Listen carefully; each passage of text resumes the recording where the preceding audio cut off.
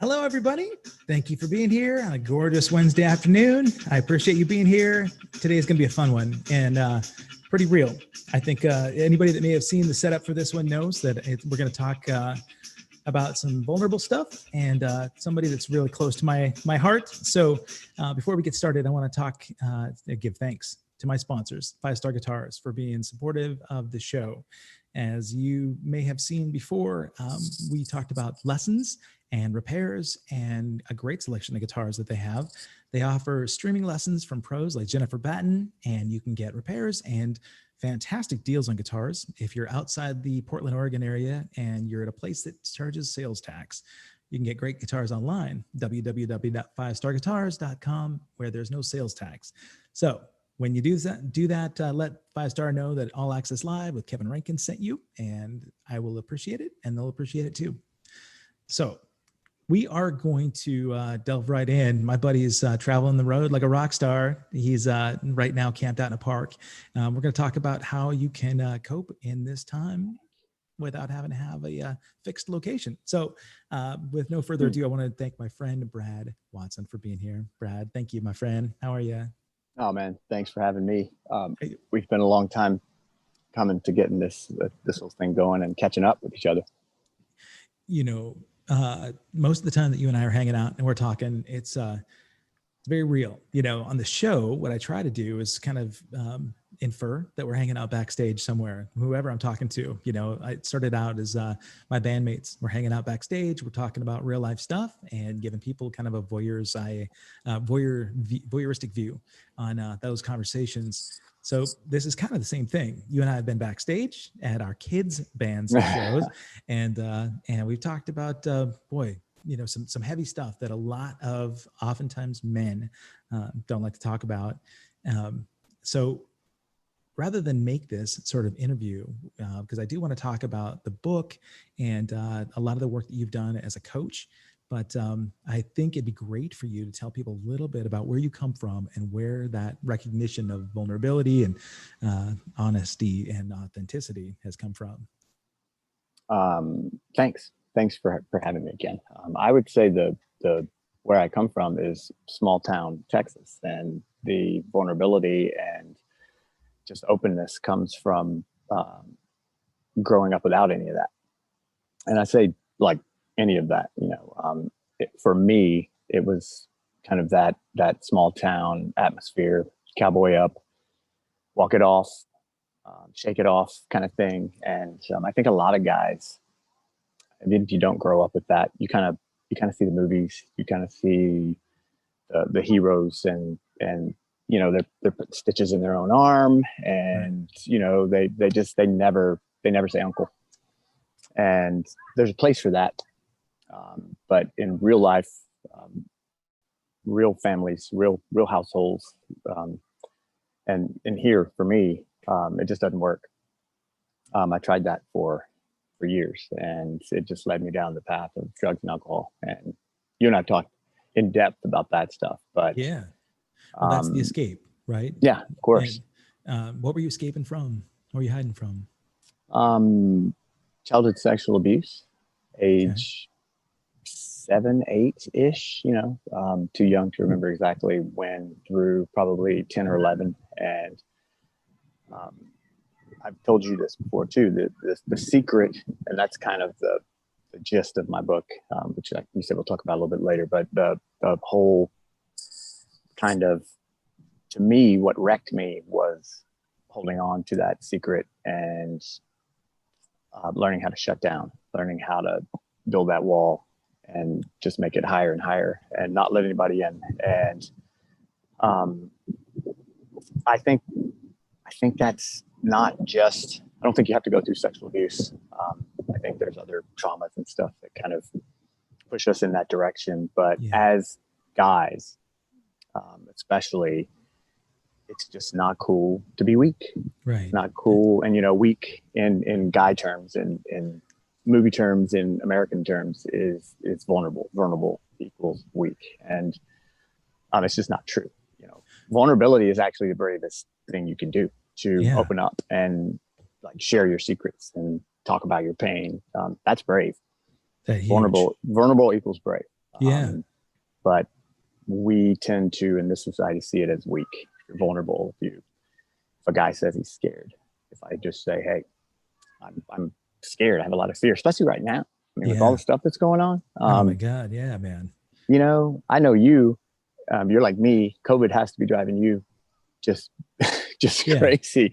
Like Yeah. I just want to hug somebody. I Yeah. just want to, Yeah. I want to go out. I want to do the things I always do. I want to hug somebody. I want to be real. I want to be me. And it's scary.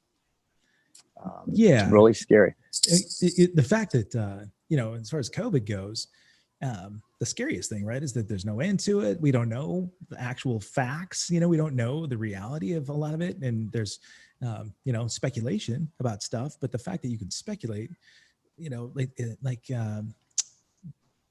overcoming the trauma that you had. When I say overcoming, I don't think you ever do really overcome it, right? You can address it, and you can deal with it in a way that is a healthy sort of management of that, right? So that you understand, and I'm speaking to you not from experience of working through that, but I know in terms of vulnerability and honesty, so much stuff for me sort of evolves. If I get some kind of therapy, or I talk through my honest feelings about something, more things sort of become revealed, right? It's almost as if you have to peel back one layer of the onion before you can get to the other ones. And it's overwhelming to think about getting to the core of the onion to see where the real root of the problem is. And so that kind of stuff is scary. Thinking in terms of the pandemic, the scariest thing for me is just having no end in sight. That's the thing. If I knew January 1st, this is over, different deal, man. I can make it that far. I can make it, till we need to, but it's a challenge that I know people get inflamed about on social media, and they watch the news and they get all wrapped up about their own feelings about that. People are talking about that stuff, I think, in the wrong way. I mean, they don't talk about these feelings that they're really scared. Somebody that says, I'm tough. I don't need to wear a mask. I don't, I can live my life, and hell with the conspiracy or whatever, or hell with the hoax.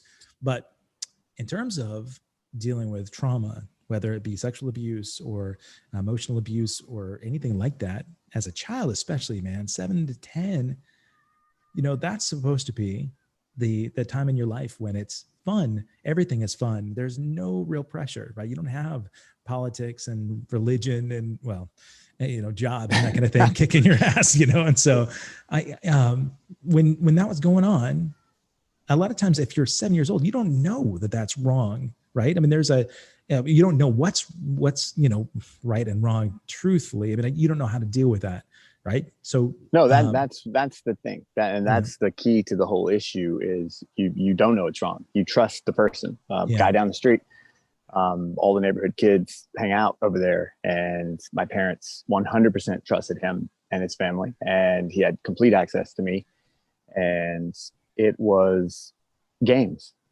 Yeah. And that was it. And it didn't start really messing me up until I realized what happened. Yeah. Was it, so it a lot later in life, or like middle school, junior high, so we have all of this, all the extra games and abuse, and it was never anything violent. It was never, I'm in men's group with guys who were like just violently raped, and it's like, boom, now that's a trauma, and you can just go, bam, that happened to me, and here's how we get through that. And it's not a simple thing by any means, but it was so confusing to have someone that I trusted, that my family trusted, and it didn't seem wrong. It just seemed like extra attention. It just seemed like games, and I felt special because being groomed in the right way. It was extra games, extra attention, and I was extra cool. Yeah. So when I did find out in junior high, that's when everything just crumbled. That's when I always had this weird sense of guilt. And I'm guessing it's because he had told me not to tell, and you can't tell your parents. And if you do, blah, blah, blah, all the typical stuff that you see and read about. But when I found out, that's when I just kind of pulled in, and that's when I started cutting. And that's when I started really questioning why I was dirty, what was wrong with me in every situation. It's just, I felt I think my main catchphrase with my negative self-talk was always, what's wrong with you? What's wrong with you? Why can't you do this right? Why can't you do that right? They're going to find out. They're going to know. Once I found out, I just knew that everyone else was going to somehow know. They were going to see something. They were going to know it. They were going to smell it. They were just going to know that had happened to me. Your brand. And that it was my fault. Yeah. And that it was my fault, that I didn't stop it or I didn't tell someone. So man, we live with that. We live with that. Why didn't I tell? And you see that in the news today when we're talking about high, just large scale, high media hype, kind of like, well, all the comments are always, well, I would have told, why did you wait 20 years or blah, blah, blah. And it's like, no, you probably wouldn't have, because those are often people that have not experienced it. Oh, right? Exactly. Yeah. No, and that's, I maybe I would think the same thing. It's like, well, I expect that my child would come tell me. Right. I expect that I would have gone and told someone if that would have happened to me. And if it was a one-off, if the guy in the white van pulls up and says, "Hey kid, I've got candy, come on." Right. I would definitely tell, but this wasn't that by a long stretch. I mean, obviously this is somebody that, really methodically worked towards developing a relationship with you that was inappropriate without letting you know it's inappropriate. And, I just think about those ages, the years that are so vulnerable as a child. And so when you realized that this was inappropriate, at that age, you talked about middle school, middle schoolers don't want to talk to their parents about anything, really. I mean, inherently that's the time when they start holding things in, whether it be, their own thoughts about their sexuality or, they're getting themselves into trouble and they don't want to out themselves with the parents or whatever. So already, they're sort of built in. That's where they, unless, I would say, and I don't want to paint a broad stroke, but that is a time when you kind of hold stuff in from parents and you stop talking to your parents as much. Some parents would never want to hear that, right? It's so unfathomable that they hear that about a family friend or a family member and they shut that stuff out, So what was it like? I mean, did you even hint or insinuate to your parents that something was going on, or did you hold that in? No, and that's I have loving parents. My parents are great. Sure. I'll say that. Let me give that caveat up front, but we were not a talking about feelings kind of family. Okay. And that's much of small town America is you don't talk about feelings. You just kind of cowboy up, you push through, and that's kind of where, for me, the real trouble began is when I really had no outlet for it. I didn't have anyone to talk to about it. I definitely wasn't going to tell my parents about it. He had already set that up as to the rules of the games. And if I told, something bad would happen to them, or they would, maybe send me away or something like that. So I had all these things in my head, and that stays with you. The weird part about it is you are 7 or 8 or 9 or 10 or whatever you are when it starts. I was, and that thought of something bad would happen if I tell, stuck with me. It stuck with me. Even like when I found out in middle school, and I was like, holy crap, this happened to me. My inclination was not to run, tell my mom or something. It was to go, oh my God, that happened to me and it was wrong. I've held a secret for this many years. They're going to be so pissed that I didn't tell them. And now I surely can't tell them, because then it's my fault. Why didn't you tell? You should have told us, blah, blah, blah. And my mom or dad never would have come down on me, but that was just the way my mind had morphed it and kind of thought about it. And it, and it's different for everyone. I'm in a male survivors group, and all the stories are different. And on the news right now, you see the Catholic Church, and you see, big the Boy Scouts, and you see the, university coaches and things like that. But this neighborhood level guy next door, it happens so much. It does to so many guys, and you don't hear about this on the news as much. And I think it's the statistic is 1 in 6. 1 in 6 guys have been sexually abused in some way, some unwanted sexual attention. So, and if what we're saying right here is true, that guys don't like to talk about that kind of stuff, that is way low.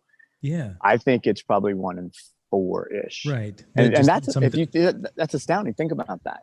You are walking in the mall or in a restaurant and there are 4 guys. One of those guys has probably been sexually abused. There are 8 guys. 2 of those guys have probably been sexually abused. And you know, that's amazing. Conversely, I mean, you hear those same statistics about women, who have been sexually assaulted or unwanted advances that have happened with them too, right? And I think the statistics even say even a little higher for women and girls, young women.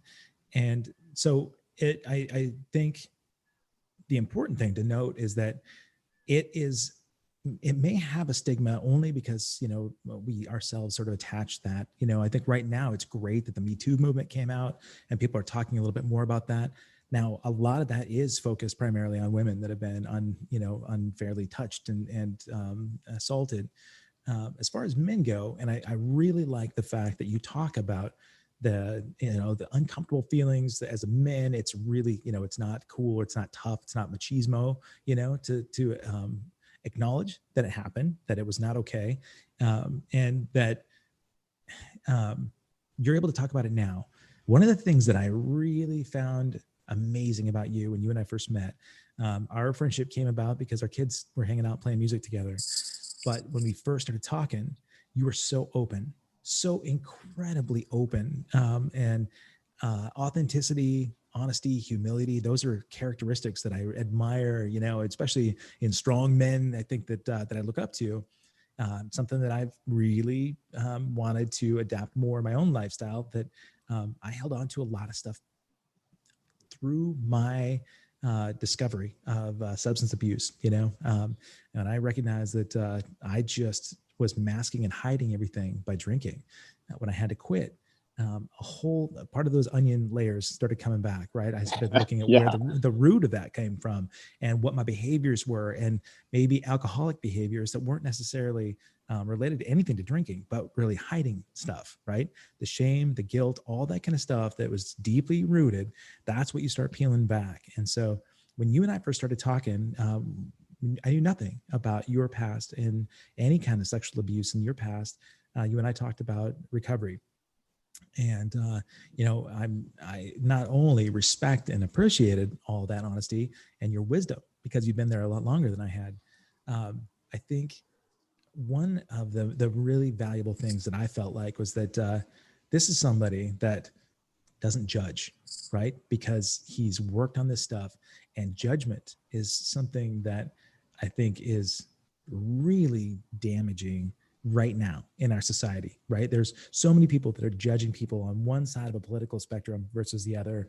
And so being able to be at least accepting of somebody's situations or beliefs or conversations at least opens the door to that vulnerability, And so For sure. I just wanted to say, I mean, like, aside from, your past and that experience that you had, I think I appreciated the fact that you were honest with me. You were open about stuff. There was no judgment about finding out that, I had, some recovery challenges that I was trying to work on, and stuff in my family. That there was never any judgment. It was support and willingness to be a great shoulder to support that in a friendship. So I think about other people that I've met that have had maybe some life experience that way, and they've either done life coaching or they've gone through a whole variety of their own self-help process, that at that point they feel like their soapbox needs to tell everybody else how to then manage whatever trauma they had. And that's another thing that I respected about you. I know that you did the work, but I never felt like you stood saying, here's what you need to do. So tell me a little bit about that process, man. I've been from discovering where things were at as a middle schooler. How did you said it manifested into drugs and alcohol. You want to talk about that process and maybe then coming out the other side? Yeah, sure. It was, and I appreciate all those things about you. That's why I was drawn to you. Also, you were like rock star status drummer guy, but you were just like this talking, open, vulnerable, like, here's what's going on today. And that's probably why we became quick friends. But middle school, awkward time of life for everyone. You're growing, you're starting to notice girls, you're kind of starting to do all of the normal stuff. And I was just fucked, man. It was like, I was just like, like that stuff. And all my friends were like, hey, check her out.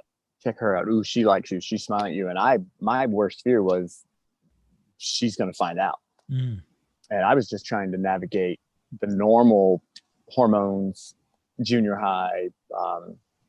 What does being a man mean? What does growing up mean?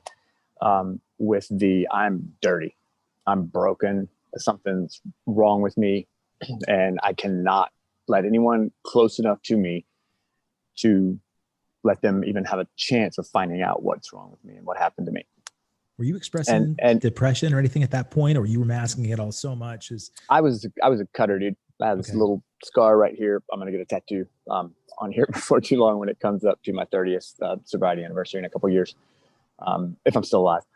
But the control for me came with a sharp nail or a piece of metal or anything. And people don't understand what that's like unless they've been there. And it manifests differently. Some people have eating disorders, you can control, and there's this feeling of control, but that pain, and I was in control of it. And it, for me, was one of those, a 2 or 3 or 5 or 10 minute session, and see a little blood and I'm good. And I don't think I was ever depressed that I remember. I just, that time in my life was active, fishing, birthday parties. I mean, I was full on doing all of the stuff. Small town, everyone knows everyone. We were all running around doing stuff. But inside was so anxious. I remember freshman year, I think, I would sweat, like profusely sweat. And my hands would drip, like literally drip. And I would be in class and my papers would get wet. So my mom took me to the doctor and he's like, oh, okay, yeah, you've got blah, blah, sweating syndrome, whatever. And so they gave me this roll on like antiperspirant shit for my hands and my feet. And no one ever went, dude, like, why are you so anxious? Why are you sweating so much? Yeah. Why do you sweat so much? It was just, oh, here's what we're going to do about that. We're going to fix it. Right. And I'd look back at little things like that. There's so many chances for someone to go, what's wrong? What happened? Why are you like that? Today we go, oh, there's anxiety. Like, you're anxious. What's wrong? Yeah. We, or at least I do. I talk to my kids and they talk to me about it. But it was anxious. In class, if I had to get up, go to the board, if I had to even answer something, it was like an out of body experience. And I would see myself saying words and not even really remember what I said. If I had to give a speech or something, it was, I would just disassociate from myself and cotton mouth and almost like just severe stomach ache, like almost get diarrhea every time you get called on, like that kind of anxiety that like you're about to lose your stomach. And maybe not just stage fright, but also judgment. You're just afraid of being judged. Is that? Yeah, I'm sure it was all of that. And I don't even know what the reason for the anxiety was, other than just everyone's watching me. Everyone's going to find out. Okay. And that was kind of in every circumstance. Yeah. And then, especially if, I did all of the younger age, elementary school, boyfriend, girlfriend, writing notes and stuff. But when it came to junior high, it was like, it became full contact. And so that's when things got bad for me. Was I asked a girl to be my girlfriend, back in those days, it was, will you go with me? And they would say yes or no on the note, and then avoided her for like 2 weeks in school, like literally run the other way if I saw her in the hall. I was just terrified. And the anxiety just got so bad, but there was just no name for it. There was no word for it. There was no one that said, wow, you have anxiety. Let's get to the bottom of that. Wow, you are exhibiting some stuff here in class, teachers, so many red flags in class. So the day I found out, I can't remember if it was science class. I don't even know if we had sex ed, but we were doing like sex ed module. Okay. And they were talking about the normal stuff. They had the little slide up there, parts and pieces, and this goes there and all that stuff. And then the teacher mentioned inappropriate sexual contact, and she started talking about just kind of what sexual abuse was. And it was just like someone punched me in the face. Like literally, I felt like someone punched me in the face and then in the stomach. And I ran out of the room. I just got up and left. And the teacher, there was no red flag. The teacher did not. Then I left. I went home. I left like school for that whole day. And there was no, wow, that was weird. What happened to Bradley? You know, why did he get up and leave class when I was talking about inappropriate sexual contact? You know, so just little red flags like that I can look back on and go, if only they would have if they would have just caught it then. Right. You know, I don't blame anybody because sure, it was the different time. There was not social media and all the resources we have today with emotional health and mental health. But well, let me ask you, so many things. Do you believe that, you know, that was the path that you had to go on in order to sort of experience everything you have to work towards this? I know that you've done a lot of work on yourself, and or do you think that would have been a preemptive strike to kind of counter some of the addictions? And I have no idea, man. And I've it's tough to, before. Again, speculation. I like who I am. I like my zest for everything. And like, there's a little cool breeze. It's like 90 degrees out here right now, but it feels great. Yeah. And I'm all in when I like something, and I like stuff that tastes good and smells good and sounds good and looks good and feels good. And I don't know.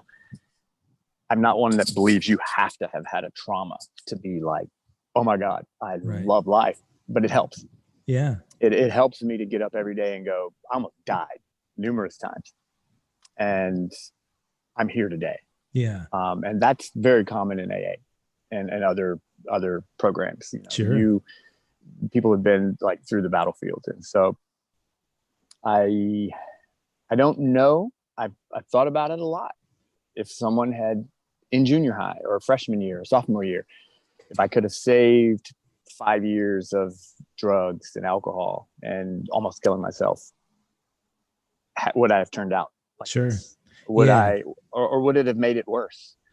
You know, I went through what I had to go through to get where I had to get to wake up in my truck that last morning and get sober the next day. And the right counselor was there that day. The right jailer was there that day. My dad was ready that day. Had anything been different? And I thought about this. If I just would have driven to my house, and I'll get on with the story, my last night drinking, but had I just made a different turn that night, I wouldn't have ended up where I ended up. I wouldn't have gotten sober the next day. I might not even be here. Just that one little thing. So I don't know.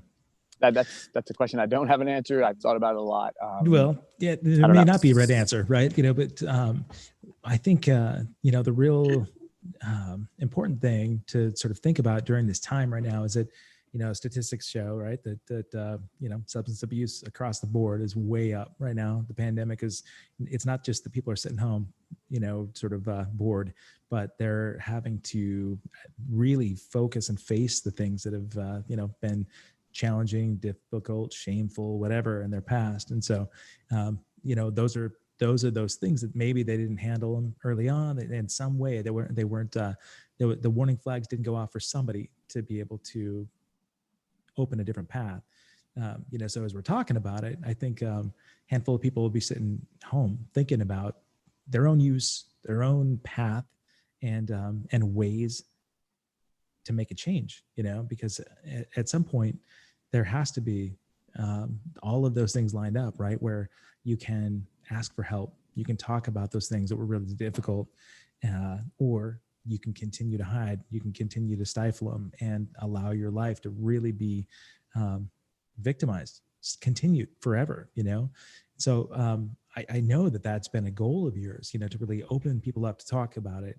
It's focused on your website and the coaching and everything you've done. When you were younger, you talk about, those hiding, with drugs and alcohol. Did you have anybody that you could open up with and talk up to you about what had happened at that point when you were in high school?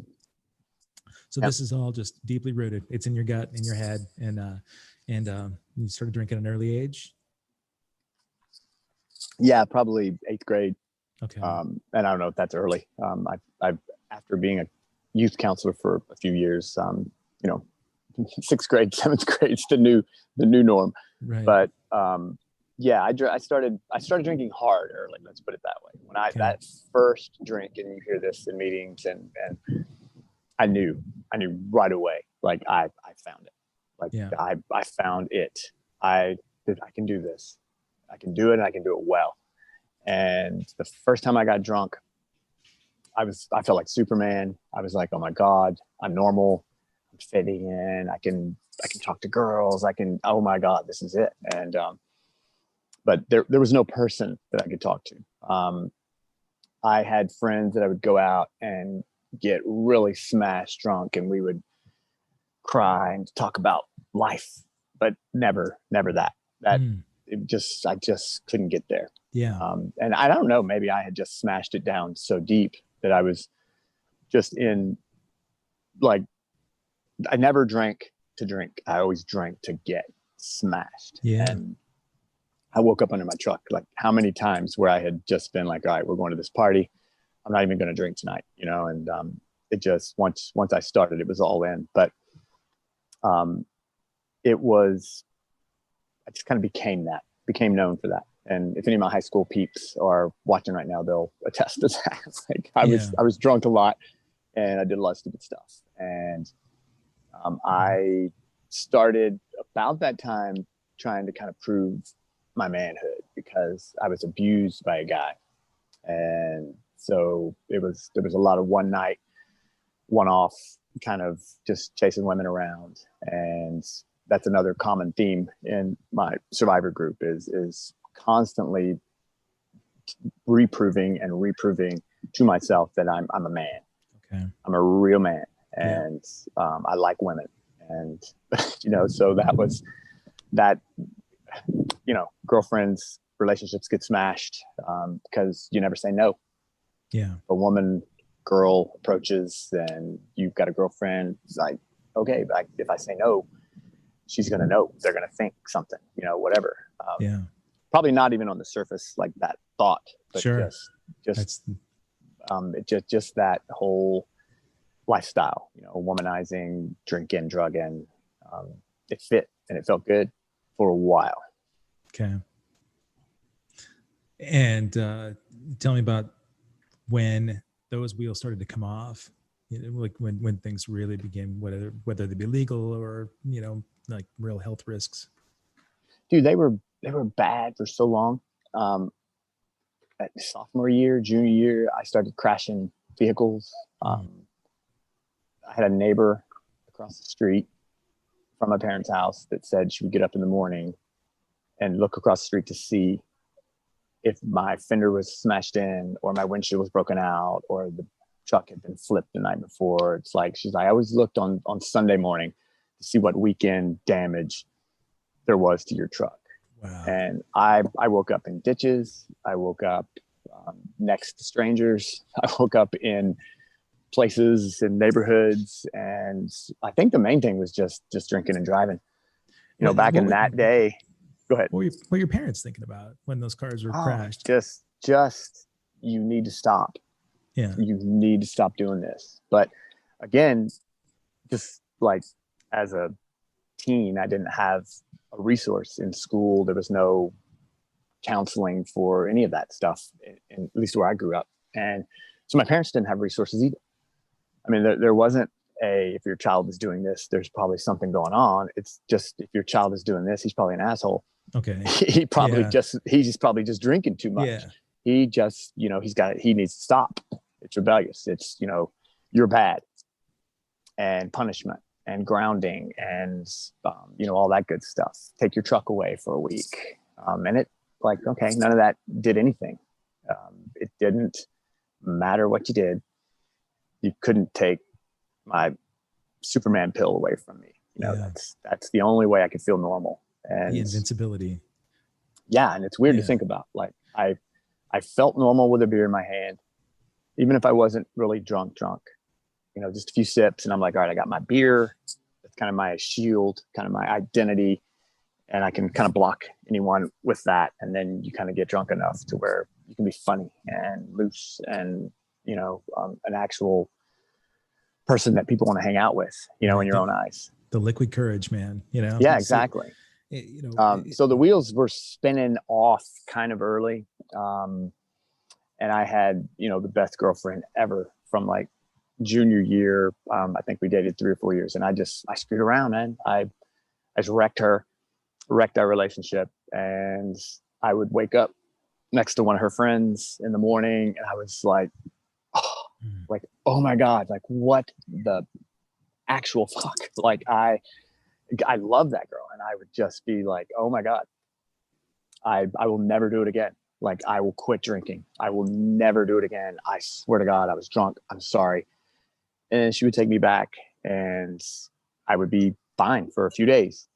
And I'd be like, no, I'm not going to drink because I know what happens. And then Friday night comes around, and it's, let's just drink a couple, just 2 or 3. And then bam, you do the same thing over again. And so it set up a bad cycle for us, but it probably set up some bad things, in her life down the road too. It was just a nasty situation by the end. But so, yeah, it wasn't just wrecking trucks. It was kind of wrecking people and trucks and friendships and all that. And then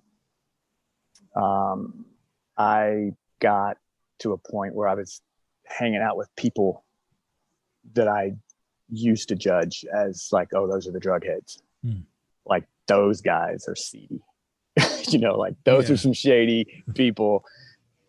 And then I wake up like in some back alley with these people, like hanging out, and I did everything. I did all the drugs. If you had it, I would do it. And especially after a couple of drinks, you get a couple of drinks and inhibition goes down quite a bit. And I was a yes man. Yeah. Too much is never enough, right? No, if you had it, I'd do it. I mean, I think there was that part of me that just didn't care. And like, I don't care what happens. It doesn't really matter, so. That's a scary time, man. So I know that, your quote unquote bottom happened at a pretty early age. How old were you when things really just, when you mentioned almost dying? Did I lose you? You stopped for just a second. Oh yeah. No, I just was thinking, how old were you? You mentioned almost dying at an early age. Yeah. So I was 21 and it was time to go. I was done. I just couldn't do it anymore. Drinking had gone to that point where I was past those shady people, and that wasn't even working, and they didn't even want to hang out with me anymore. And I had a good job, was working for a guy, and tried to burn myself up. Caught a barn on fire, thought I was going to like be in the barn, and inhale a few times. And I thought, okay, the smoke would get me, and then I would burn up and there'd be an accident. I didn't want to, I could not have my parents, but my mom, more than anything, I could not have her live with that stigma of like suicide. Cause that's another thing. Like suicide was kind of equated with crazy. And so I was going to make it an accident. And I tried that a couple of times, tried burning myself up. I don't know why. I don't know why fire. I listened to the Ozzy song, Fire in the Sky. Yeah. I swear to God, the lyrics, you got to go back and listen to that song. It's just all the castles are burning. And as a child, it's just so right on. Anyway, so there's Ozzy again, inspiring. Yeah, man. No, but that song is like, it's eerily similar to what I went through. So I tried a couple of times to take myself out, and I had a big oak tree picked out on my way. I was working in Austin at the time, and I was going to just smash my truck into it. I was going to make sure I didn't have a seatbelt on. I was going to run into that tree, and it was there every day. And I had a conversation with that tree every day, every time I drove by it. And this was going to be the day. This is it. This is it. I'm gone. And I just couldn't do it. I chickened out.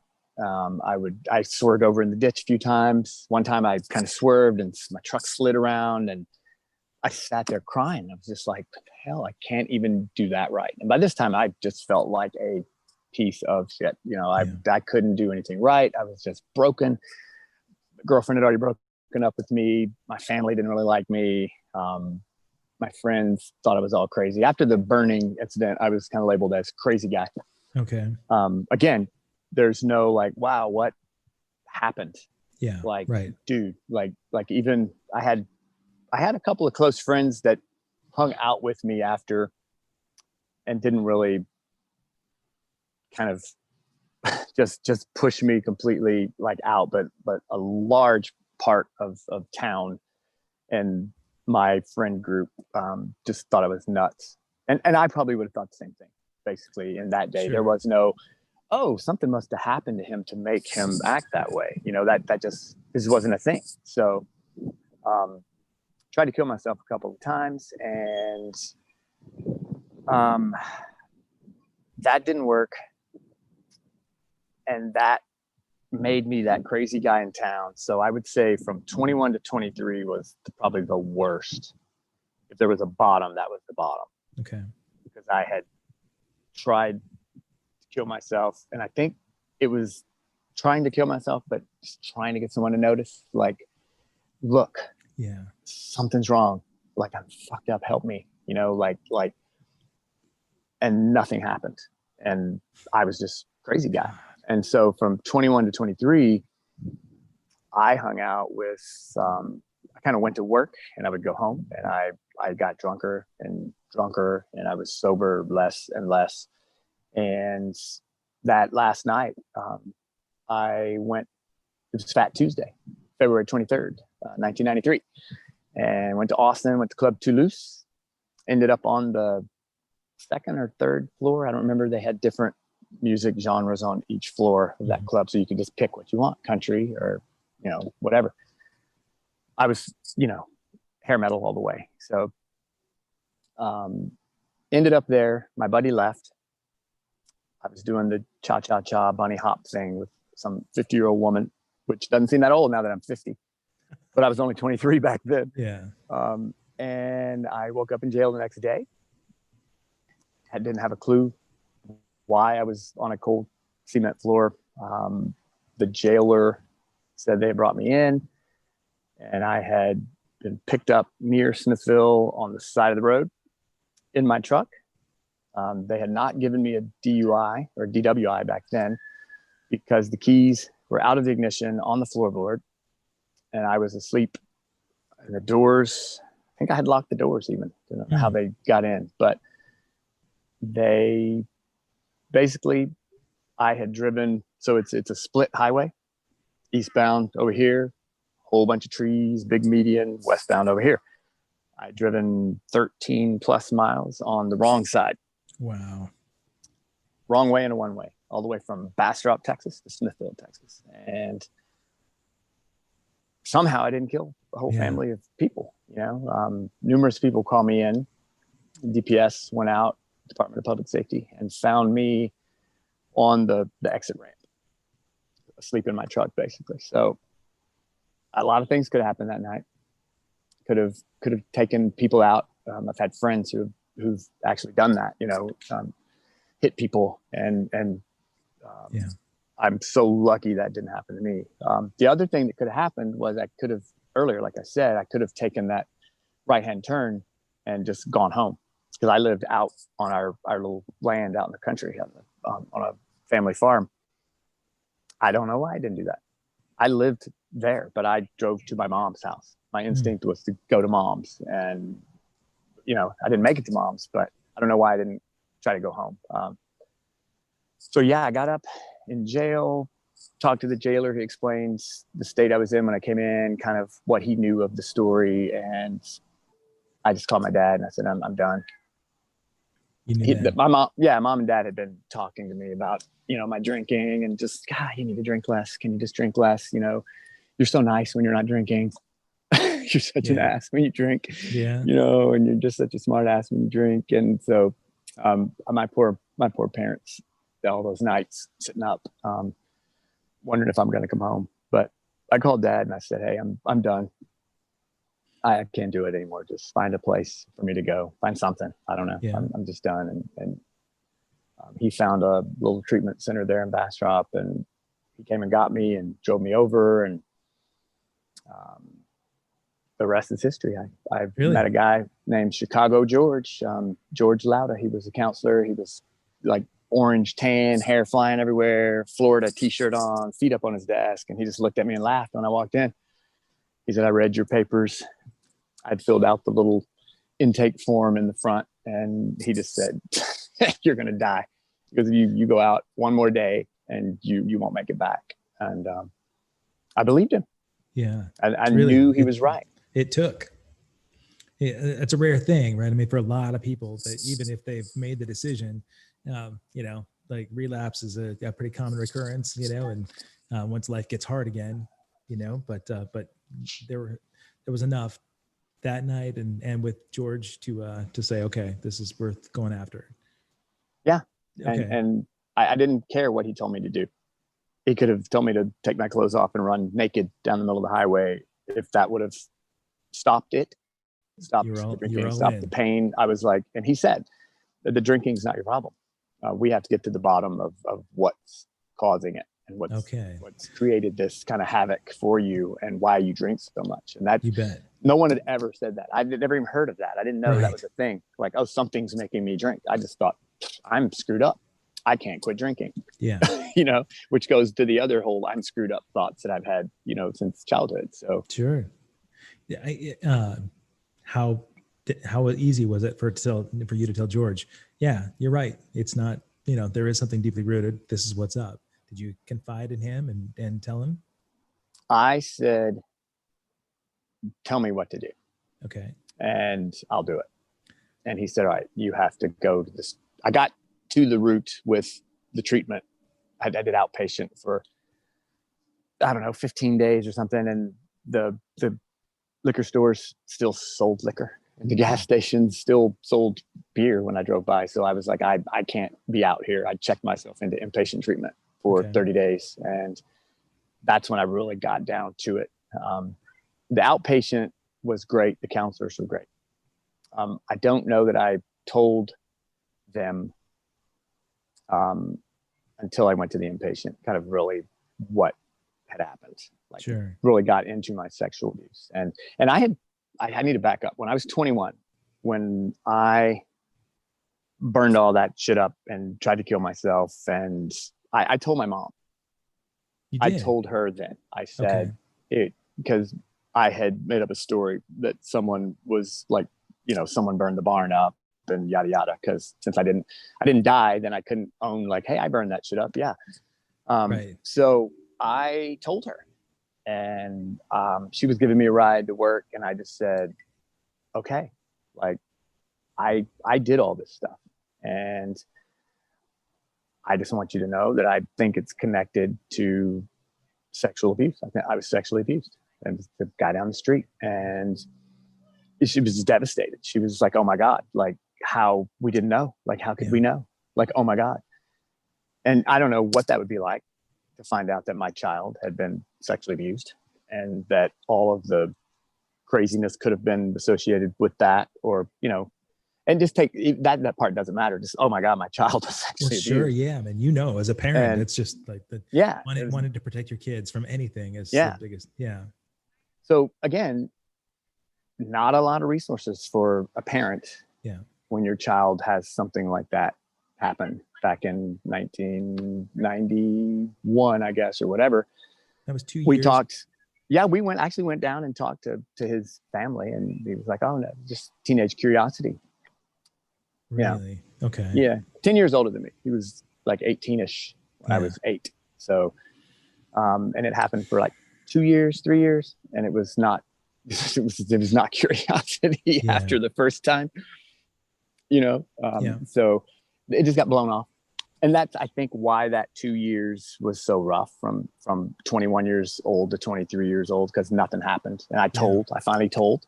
And it was awesome. It was this weight, and my mom and I hugged and we cried, and it was like, oh my God, like, yes. And then nothing happened. And then all my friends thought I was crazy. And then so that's why that bottom for me was that 2 years. And I wrote it out for 2 whole years.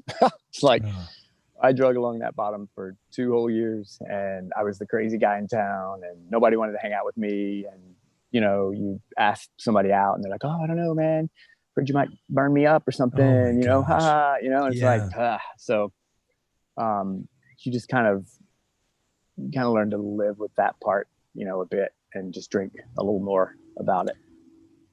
So, so then going back at 23, when you're an inpatient and you've gotten some help from some of the counselors there that are familiar with the deeply rooted trauma that would lead itself to substance abuse, that at that point, right, those their responsibility, the role is to let go of judgment and really help you start with accountability and figuring out ways for you to manage that trauma, right?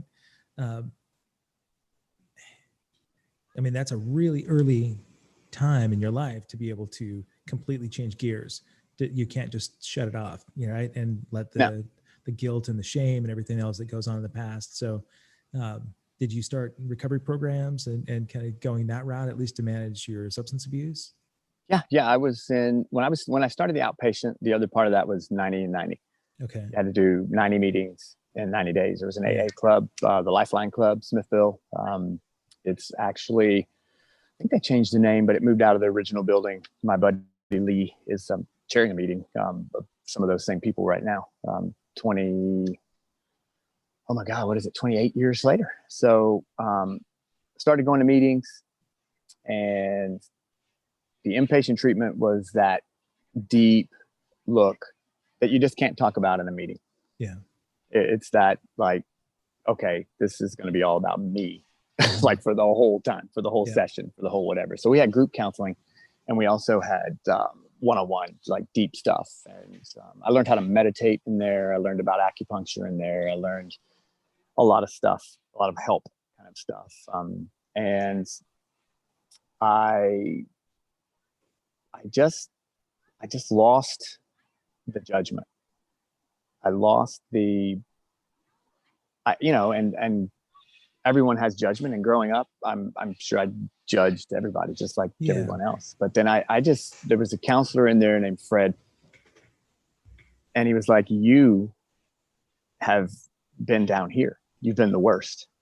You've been, in the dirt. And how did that feel? And, everyone's looking at you. So everyone you see that's doing anything that you think is bad or wrong or negative or out of the ordinary probably has something going on. And so I'd never heard anything like that. That concept was, I just thought people were assholes. Yeah. like you just are, you're nice or you're not. Right. If you're cranky, or if you're doing something crazy, or if you're getting drunk and wrecking vehicles and getting in fights every night and, screwing around on your girlfriend or wife or whatever, you're just an asshole, Yeah. But nobody just wakes up in the morning and decides, hey, I'm going to be this person. It's like, there's usually something to it. And I find like there's always something to it. There are people out there, and they try really hard to be that way. You're like, how can this, there's like, it's hard to not judge. It's hard to not want to punch somebody in the face sometimes. Yeah. And it's like, but something is going on. Yeah. Like it's so much greater. It's so great to be nice. It's so just to be good and be nice. And I think everyone would go that direction if they could. So there's a reason usually. And my first sponsor in AA was like, you don't get to judge. If you start that shit, you're going to be right back where you were, because as soon as you start judging them, you're going to judge yourself. As soon as you have those judgments towards other people, that's only because you are judging yourself like that. Use that as your warning. When you start feeling yourself go, oh, look at that, you're feeling that way about yourself. You think that about you before you can think about somebody else. As I mentioned, the chaos of what's going on in the world right now, judgment is a huge thing, right? I mean, there are people out there, it's difficult not to judge somebody else because they think or feel differently than you. For me too, like resentment is something that, you think about sort of character defects. My God, man, it's the most challenging thing for me. It's hard not to judge, and you see somebody that's wronging someone else or wronging you or affecting your family in a way. I mean, that's the real difficult time for me, when I feel like, whatever decision somebody else made that affected my family adversely, I get resentful. The resentment's a huge challenge for me. And I have to look at, all right, what's my part in whatever's happening? That's usually the biggest thing, right? Is if it's something that is completely outside my control, that's a really tough struggle. If it's, decisions made about COVID or my financial, sustainability or anything like that I had no say in. Yeah, I get frustrated with it. But I'm thinking about you in that position, right, where you've got a great sponsor and you've got really nurturing and caring counseling at that point in inpatient.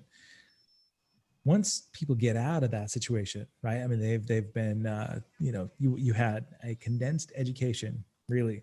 If you're a 30-day inpatient, they're putting you through, they're kind of taking place of all of your elementary, middle school, high school, college education in one 30-day bucket, right? Because you have to start over again.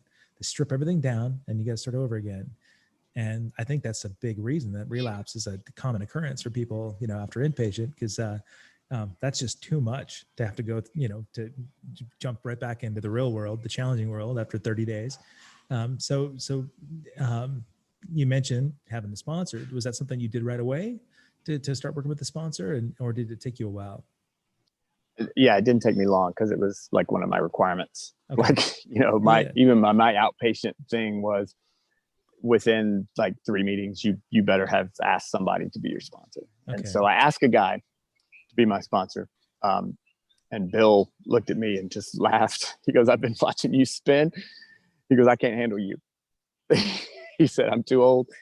You are too much for me." And I kind of got offended. He pointed over to my actual sponsor, Billy, and said, "Go ask that guy right there." Okay.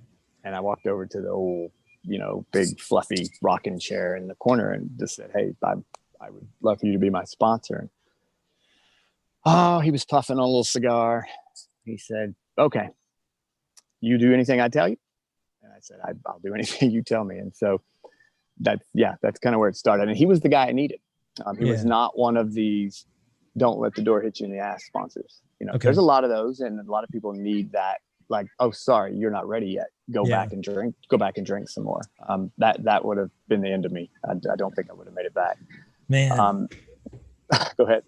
Well, I was thinking about how, like sponsorship and that kind of thing could go tandem, with any kind of like other type of therapy and treatment, because you came from really difficult childhood trauma, and having somebody that could be there to help guide you through sort of a process of, steps and recovery is one thing.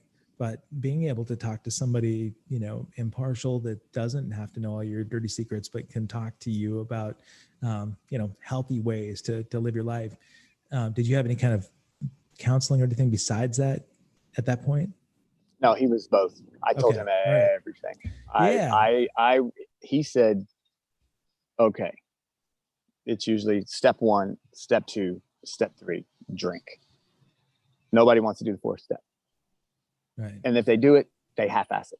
Nobody really wants to get into that inventory and write everything that I've ever done to anyone, or that anyone's ever done to me that could potentially cause me to drink later. Sure. And I was like, I don't want to ever drink again. I was already in like, oh, I've got a couple weeks sobriety. This is freaking awesome. Pink cloud, like, woohoo. And so I went all in, and I had like 17 pages of shit.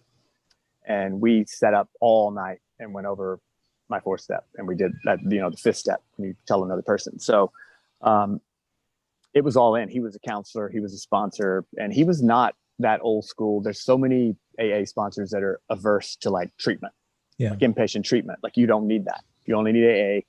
And if you're not ready, go drink some more. Come on back. I'll make you clean some more ashtrays and you'll get sober. And that's like common, it's like, it depends on what club you're, if you can't, and if this is not the meeting for you, go find another one. It's as simple as that. But there's a lot of that out there. And he was not that guy. I called him up at 3:30 a.m. and said, "I'm about to drink." And I think I probably had 2.5 weeks sober. I'm about to go out like right now. And he said, come to my house right now. Drove to his house. And, the fact that he answered the phone, it's a miracle. Yep. And we just talked it out. We drank 2 pots of coffee. I don't even smoked a lot of cigarettes. And he told me, like, don't be ashamed if you need to go to treatment. Because my outpatient guy had already said there's other options. We can maybe get you in somewhere. And I just told him, I said, I don't know if I can do this. Like, there's still beer everywhere. And I didn't have any friends really. I had a bunch of drinking buddies. Yeah. I realized like, even a lot of my high school friends, I had a couple that have stuck with me through the years. There's 2 like really, really good buddies from high school that I still talk to on the phone. But a lot of people were just drinking buddies. And if I didn't have a full cooler of beer, they didn't give a shit about me. They didn't care. And maybe that was on me. I didn't have anything to offer other than I have a full cooler of beer. But so I got lost there for a second. He basically said, yeah, don't be afraid to go to treatment. Don't worry about these other guys, in the meetings talking about all this. Oh, you're weak if you need treatment and stuff. He said, just do what you need to do. And so I did. And they checked me in to the 30 days, did the deep work. And the first year of sobriety, it was just awkward being in my hometown where everyone thought I was crazy. But I was sober now. Yeah. Like, hey, look at me. I'm sober. You guys all need to like come over here and go, yay. Yeah. Give me a little kudos. Give me a little love, and the validation. It doesn't, I got a little of that. And people are like, holy, like, great. I'm so glad you aren't that guy anymore. But, there's still to this day, I hear people going, oh, so-and-so was worried, like you might still be a little whatever, a little crazy. And I'm just like, because you give them reason to worry, right? Well, I mean, that's the thing. Yeah. And do people really change, that kind of stuff. But I don't blame anybody for any of that. I would probably be that guy if I hadn't been through what I've been through. Sure. But I got, I guess that first 6 months to a year, I was so lucky. The desire to drink for me totally went away. I mean, I see people in meetings 5 years, 6 years, 7 years, white knuckling it. Like, man, like, oh, Christmas is coming up, man. And my family's going to be, dude, I could go to the bar right now. Yeah. And just hang out with whoever. And the last thing I want to do is drink. Isn't that a blessing? I do not want to be disgusting anymore, because I've seen like photos of, I was disgusting drunk once I got past the cool, like, let's talk. I was just disgusting, slurring, like, the not funny anymore kind of drunk. So I don't want to be that guy, and I don't have any desire, and I don't, I tell everybody this: nicotine is way more addictive for me. I haven't like taken a dip of Copenhagen in 20 plus years, and I do some helicopter flights with this guy a couple times a year, and he'll pull out a can and open it in the morning, and my mouth will start watering. Yeah, the Pavlovian thing. And my stomach starts cramping. Like it's everything I can do not to just go, dude, just give me a dip. I'll stick one. Just one. Right. And that's 20 years later. So I see why people just don't quit smoking. Like, oh, it's going to give you lung cancer. Well, yeah, but I can't quit. So, but the alcohol went away first year for me. So I've been really lucky with that. And I think it's helped me to be in a better place to help people and just not be struggling with that part of it myself so much.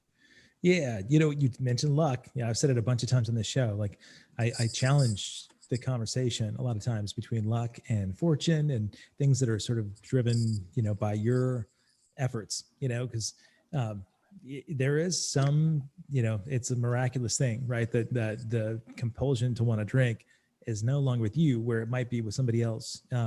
Is that because you've done the work, or is it because, there was some predisposition that helped you kind of overcome that? Who knows, but if it's luck, awesome. And it is a great thing then that you can actually be an advisor or be a support for somebody that has not had the compulsion leave, especially for somebody that may have some deeply rooted things like you did. When you really started working on your program then and looking at the deepest part of where this all came from your neighbor, did you go through that whole resentment phase where you were just pissed that, like because, you look at character defects that you might have through your use, but were you singled out? Why were you the guy that ended up, being affected by this? I would imagine, I'm just speculating, but I'm guessing that resentment was probably pretty hard to let go of. Oh, it was the just questioning, kind of what we hit on a little bit earlier was, what if that hadn't happened to me? Would I be a millionaire right now? Would I be famous right now? Would I have what could I have been? What would I have been? What should I have been had that not happened? Did he take that from me? Yeah. Did he damage me in a way that even today, being somewhat successful, I have a successful environmental consulting business. If everything goes right, my book will be out in a couple of weeks. Yeah. I've been on the verge a few times now of getting it out, and then like work goes crazy or something. And so it's like, my commitment in the next 2 weeks is to get it out there. And how successful could I have been?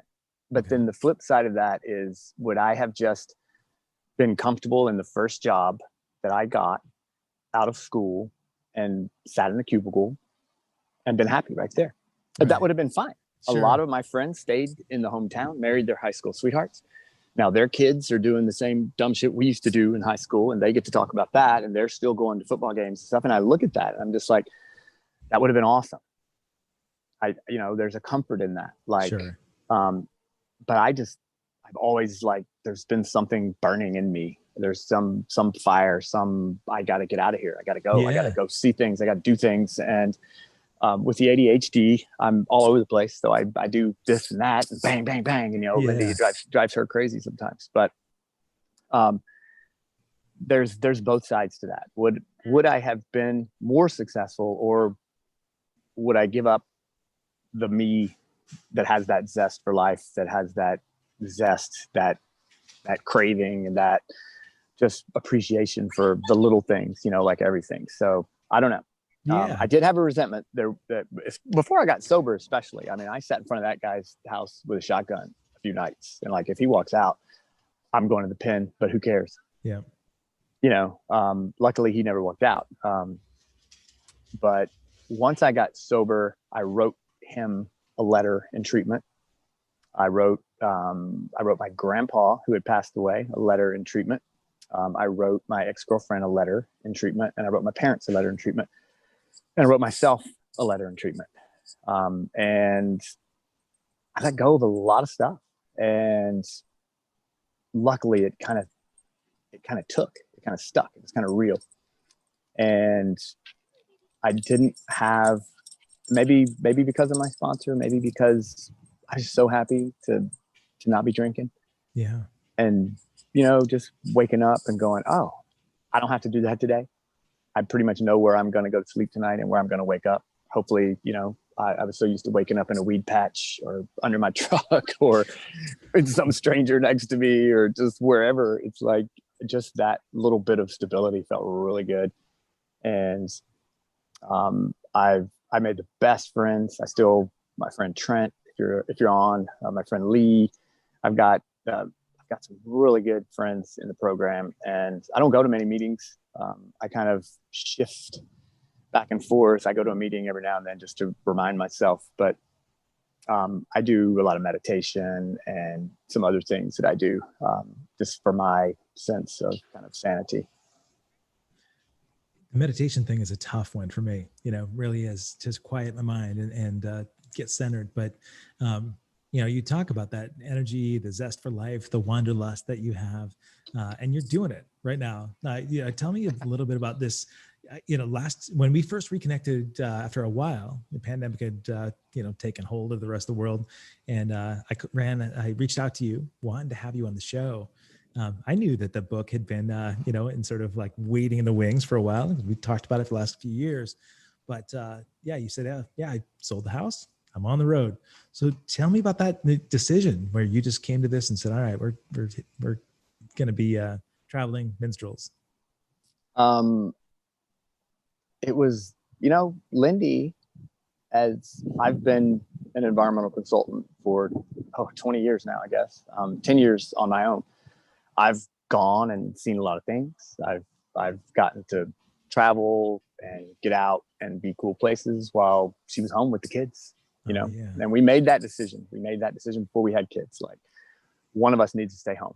We wanted to have that mom or dad home, kids come home from school, there's a snack, there's help with homework, there's whatever. And that stability. So we did that and we made that commitment. And so a couple of years ago, especially in rainy Portland, trapped inside, kids are kind of older, kind of doing their thing. Lindy started wanting to get out and see some stuff. So I remember the little camper trailer I rebuilt the little 1949 camper trailer, and we did a 21-day trip. It was awesome. Like, we just were like, oh my God, this is so awesome. And we went down through New Mexico, Utah, down to Texas, kind of came back up through the desert and then up through California. And it was just like amazing. So this last year, I got home from a work trip and Lindy was like, check this out. And there was like a video of cliche, like hashtag like van life. And these people just living in these Sprinter vans, and they're like a full size bed, and they're waking up where they want to wake up, and home is anywhere and where you choose to be and all that stuff. And so we kind of started watching those videos, and the idea just got a little stronger and a little stronger. And then I was kind of like, yeah, that would be really cool, because we love Portland, but it rains a lot here. It does, like 9 months out of the year, you are like in rain and clouds. So we started thinking, wouldn't it be cool to just be able to get away during the nasty parts of the year and then just be here when we want to be here? We're like, yeah, how could we do that? And then we kind of started thinking about the van, and the idea just kept growing, and we started picking out like what it would look like, what the inside would look like. And then we're like, yeah, what if we sold the house? Like, what if we were unanchored, untethered, dude? Like we could just go where we want.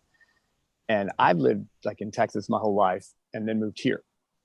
So this is like state number 2 for me. And I've traveled around, but I haven't lived anywhere else. So, and Lindy lived in Hawaii for a bit, got her degree there. And then she's been in Texas. We really are kind of wanting to see everything.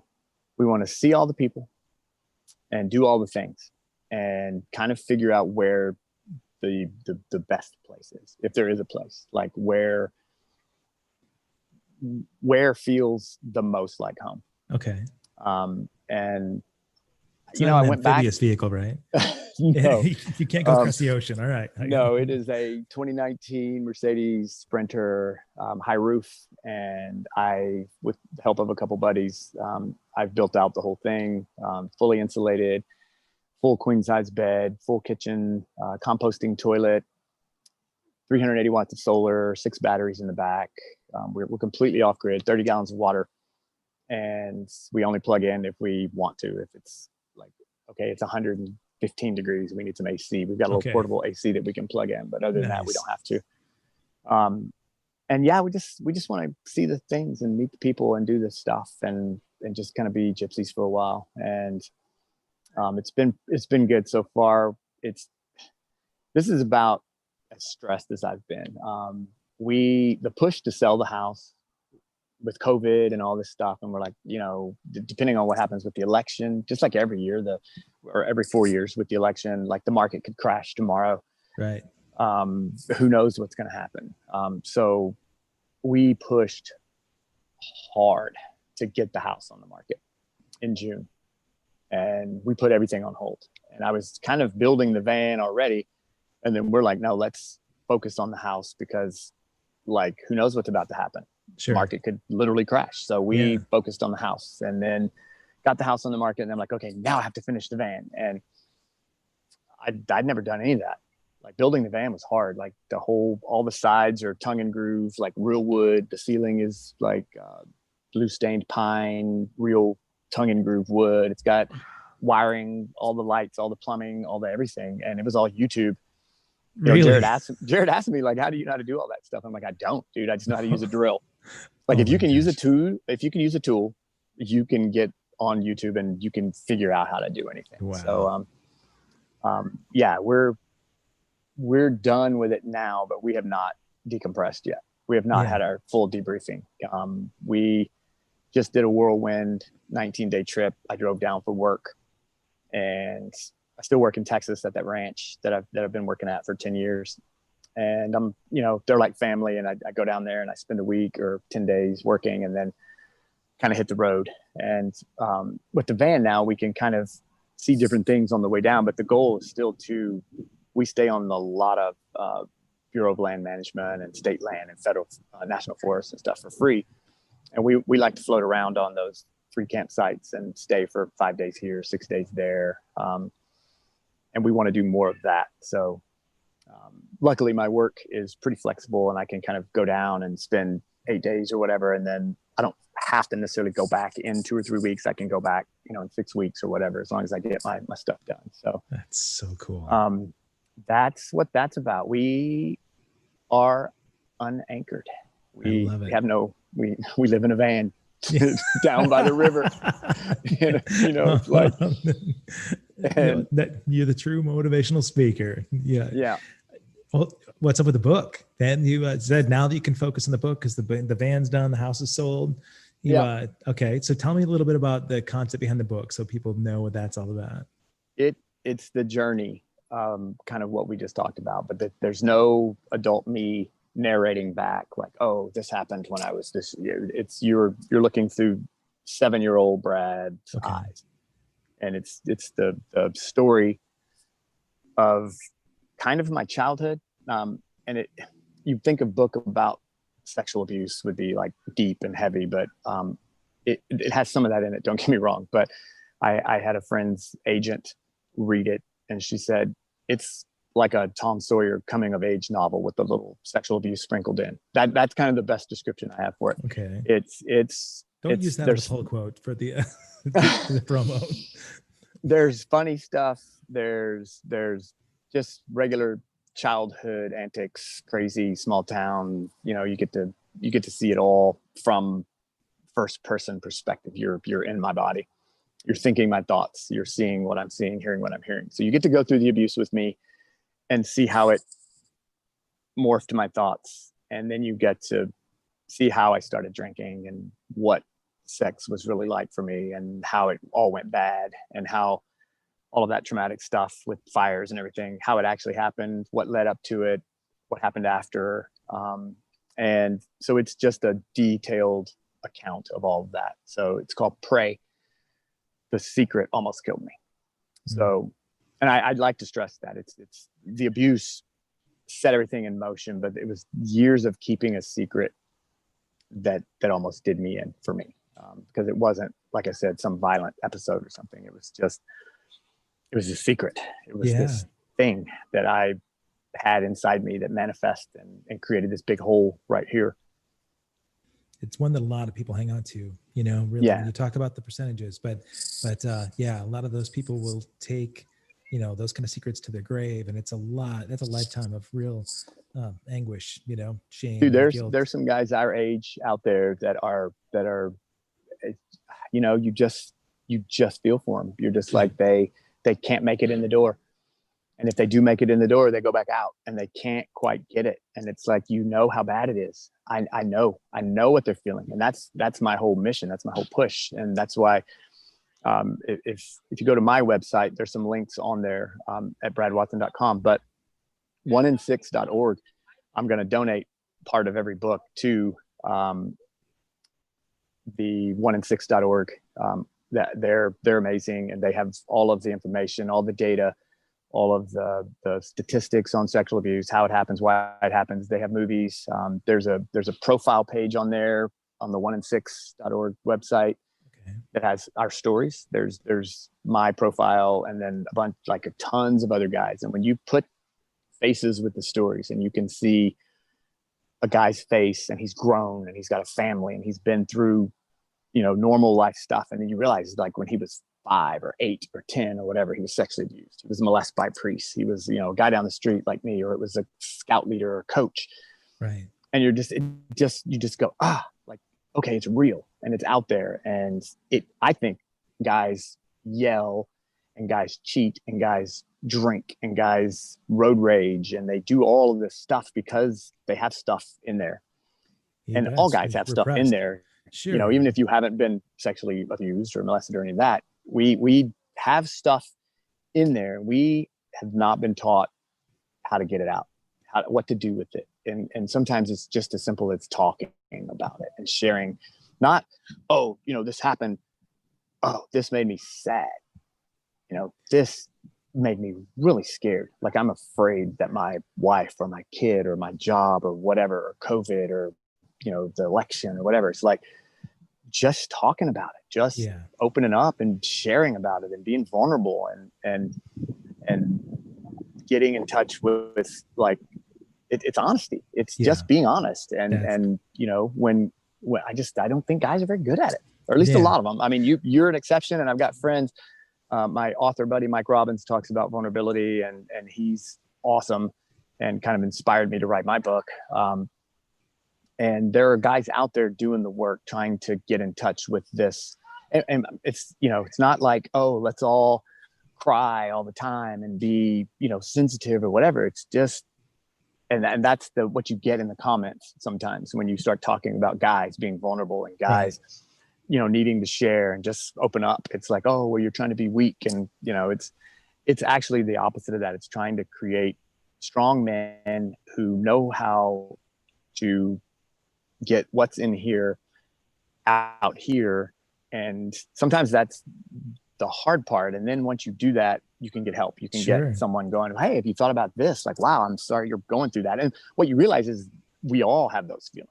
Yeah, absolutely. Like then you're not alone, because the guy, he's scared and he's feeling angry because he's scared. Like, wow, I'm really scared about this. And that makes me angry because I'm a guy and I'm not supposed to be scared, because Bruce Willis is not scared. Jason Statham's not scared. And all of my favorite movie heroes just put stitches in their own arm and just kick ass, and it's like, why am I such a puss? And once you realize like all guys have some fear, they just don't talk about it. Yeah. You know what? I mean, you say that I'm really good at it too, but yeah, I think, my ex-wife would be the first to tell you, and an ex-girlfriend would tell you, that, yeah, there's a lot of challenges I have in talking about feelings, certain feelings, and I'm getting better at it. It's progress, right? But I recognize it now. It's stuff that I didn't recognize when it was in the midst of that, and it was a major reason why, unfortunately, my marriage isn't there anymore. But I'm grateful for it. Really, very close to Jen, my ex-wife, and especially now when I recognize, my inability to really communicate well in the relationship. Now, for good communicators, I think, and I can talk about things, being able to feel feelings and own feelings is something that is a newer experience, and a lot of that came from recovery. A lot of that came from work, talking to friends like you, that have been there. I'm sharing the screenshot right now of your website, and it just for people that are listening but not watching, Brad points out, let's talk about it. Are you a guy that has a hard time expressing your feelings? You avoid talking about things that bother you and potentially hold you back. There's a list of sort of traits, and then says, do you know someone with these issues? Click this button. Now, that is, the traits that are in there are very, they're common traits that a lot of people are dealing with: anger, fear, confusion, body image, addiction, depression. A lot of people are struggling with those. A lot of people have some similar past or something traumatic, and they just haven't realized, or they haven't been sort of, I don't want to say confronted, but presented an opportunity to talk to somebody without judgment, and really have somebody that can listen with an unbiased perspective. And that's what I'm grateful for, that you've been that person, not only for me, but for a lot of people. And I would hope that people that have some of those things going on can just hear you talk about those things, read the book when it comes out and realize maybe some commonalities. A real common thing for a lot of people to do is just recognize differences that we have from anybody you look at. And that's where a lot of the judgment comes from. But if you look at the similarities, the commonalities, that we have from people that you might pass judgment on, you'll see, that those people might be going through the same kind of stuff that you did, when you were younger. And maybe you can be a little less judgmental but you can commiserate with them. You can relate to them. The relatability is something that is key. When you look at those case studies that you talked about just now, with people that have dealt with, when I say dealt with, worked on recovering from their childhood trauma, they have some of those experiences that are uncomfortable to talk about until you get more familiar with it. But I just think there should be more opportunities for men to be able to talk about this stuff. I'm grateful that that's what you're out there doing right now. Even if you're out traipsing around in a Sprinter van, I know that anybody that wants to reach out to you, that wants to talk to you about the book or maybe about the coaching that you do, they can hit your bradwatson.com site, right? And they can reach out and connect with you, Yep. no matter where you are in the world. And I mean it. It says it. Let's talk about it. If you want to have a conversation, if you don't want to have a conversation, if you just want to get something off your chest, just shoot an email and just say, hey, I'd rather you not contact me back. I just need to tell somebody about this, or whatever. It's like, I just want to be there when that person is ready to say, boom, this happened, or boom, I feel like this. And that's kind of the goal. That's kind of what it's all about right now. One thing I would recommend, if somebody doesn't feel comfortable talking about it just yet, go to Brad's website, take a look through some of his blog articles, talk about vulnerability. There's a lot of stuff right there that he opens up that I think people might be able to relate to. You can read some of those things before you reach out and ask to talk. But I think I'm grateful, that you're able to provide that kind of opportunity to talk. A friend of mine, dear friend, Luke Duran, was chatting on the Facebook thread. He said, Brad, you sound like a very cool dude. If you're a friend of Kevin's, well, thanks to both of you for this important conversation. I know that you've got a lot of great testimonials and reviews from people that have talked to you in the past. And I, for one, am just grateful that, that you're out there leading the charge. I'm excited for your journey, and I feel like you're one of the last touring rock stars out there doing this thing. So I'm going to live vicariously through you while I stay at home and self-isolate. But I do really appreciate your time and talking about this and being open to sharing your thoughts and experiences. I think the world of you, man. I really do. You've got some fans behind you. Look at that guy and his little kiddo. Oh yeah, that's the cool thing about being out here. That is beautiful. Are you in Portland right now? Yep. I'm down out of Selwood in a little park. Nice. I love it, man. Well, I'm glad you're here. It is gorgeous in this neck of the woods, and a little less scorchy than Texas right now, if scorchy's a word.